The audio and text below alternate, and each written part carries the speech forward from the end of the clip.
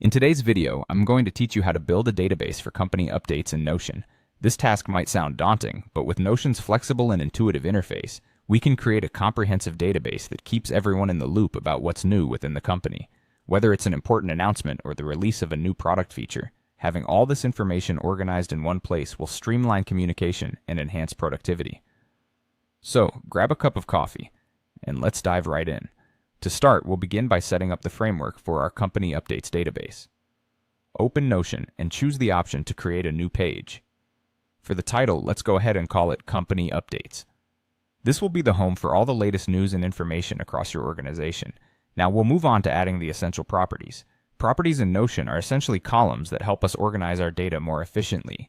For our first property, we'll create a column named Title. This will be a title type property and it will represent the headline of each update.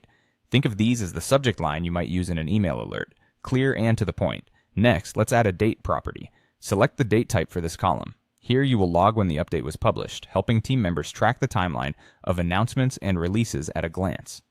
We'll also need a department property. Set this as a select type and include options such as marketing, sales, HR, product, or any department relevant to your company. Selecting the department for each update makes filtering and searching straightforward for anyone trying to find specific information.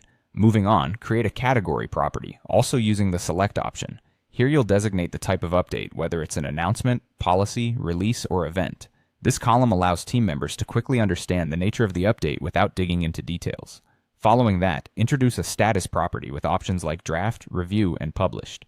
This lets you manage the workflow process of each update, ensuring everyone is aware of the update's progress and what still needs attention. For the author column, we choose a person type to attribute the update to the team member who created it. Acknowledging authorship adds accountability and provides others someone to contact for follow-ups. Don't forget the priority property. Another select type with high, medium, and low priorities will allow team members to quickly evaluate the urgency of each update. To help everyone stay on the same page, add a summary property using the text type.